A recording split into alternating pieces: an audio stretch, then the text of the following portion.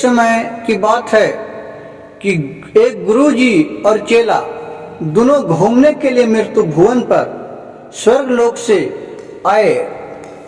वह घूमते घूमते देख रहे हैं एक जगह गए तो वहाँ बहुत भारी शिव चर्चा हो रहा था। शिव चर्चा में सब शिवगण अपने भगवान में लीन थे, लेकिन वहाँ कुछ असामाजिक तत्व के लोग बैठा हुआ था।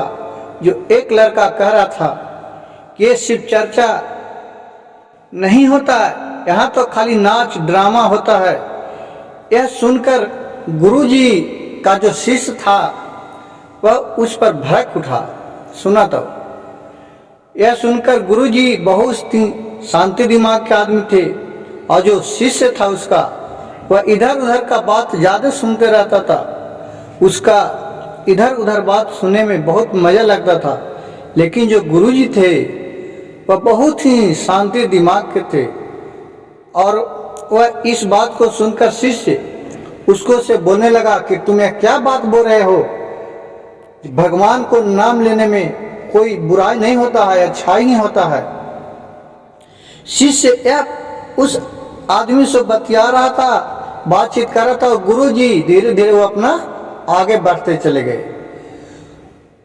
और शिष्य और उस आदमी में इतना बकवास होने लगा कि दोनों लड़ने लगे, झगड़ने लगे। गुरुजी आगे बढ़ गए, वहां से मुड़ के देख रहे हैं तो देख रहे हैं कि मेरा शिष्य पीछे नहीं आ रहा। फिर उधर से वो अपने गुरुजी शिष्य के पास आए। गुरुजी वहां आए और अपने शिष्य को अपने साथ चलने के लिए बोला, तो शिष्य उसके साथ लड़ रहे थे। फिर हाथ पकड़ के गुरुजी अपने शिष्य को ले चला गए। शिष्य को पूछा कि तुम क्यों उसके साथ लड़ रहा था? कहा कि प्रभु, जो लोग शिव चर्चा कर रहे थे शिवगण, उसको देखकर यह आदमी था वह बहुत मजाक उड़ा रहा था, तो मैं उसको समझाए, उस पर हमसे वो लड़ने के लिए तैयार हो गया। महात्मा बोले अपने शिष्य से कि बच्चे, हम लोग को केवल उपदेश देना होता है, ये नहीं कि किसी को लड़ाई करना। हम लोग को अच्छा रास्ता दिखाना होता है, अच्छा बात बोलना होता है। लोग समझे या न समझे, इसका निर्णय करने वाले परमात्मा होते हैं। उनका सभी पर नजर रहता है कि कौन क्या बोल रहा है, क्या नहीं बोल रहा है। उनसे बड़ा इस दुनिया में कोई नहीं है, उनके पास सबका नजर रहता है।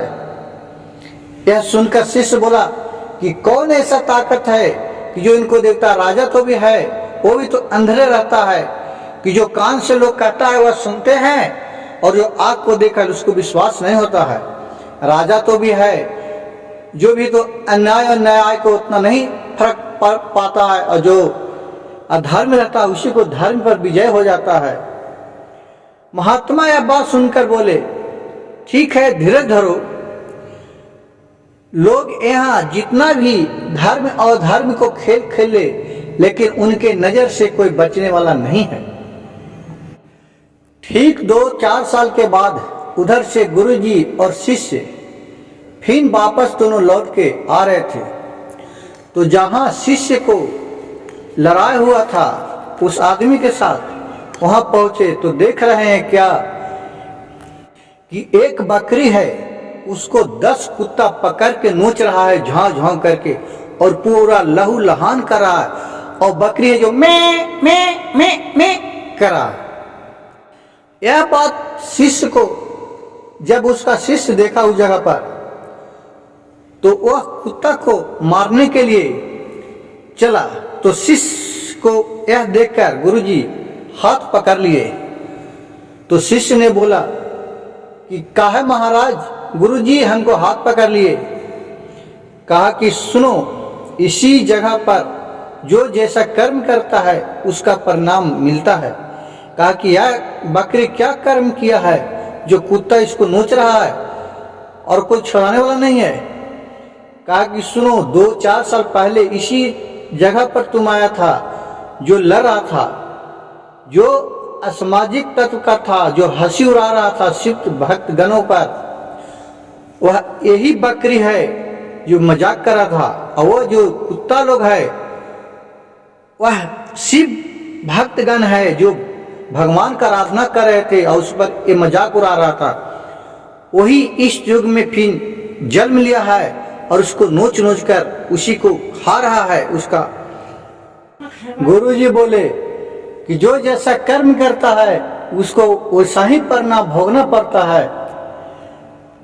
तो शिष्य बोला कि गुरुजी ये बकरी कौन सा कर्म किया है जो कुत्ता उसको नोच नोच के खा रहा। गुरुजी ने सारी कहानी कह के बता दिया। तो शिष्य कहा कि क्या भगवान का भी लीला अगम अपार होता है, इसलिए जौन जैसा कर्म करता है वो साही उसको फल एक दिन भोगना ही पड़ता है। इसलिए कर्म पर ध्यान दो, ईश्वर सबके लिए सब समान करते हैं। मेरा वीडियो अच्छा लगे तो चैनल को लाइक कीजिए, सब्सक्राइब कीजिए और शेयर कीजिए। हर हर महादेव, घर घर महादेव।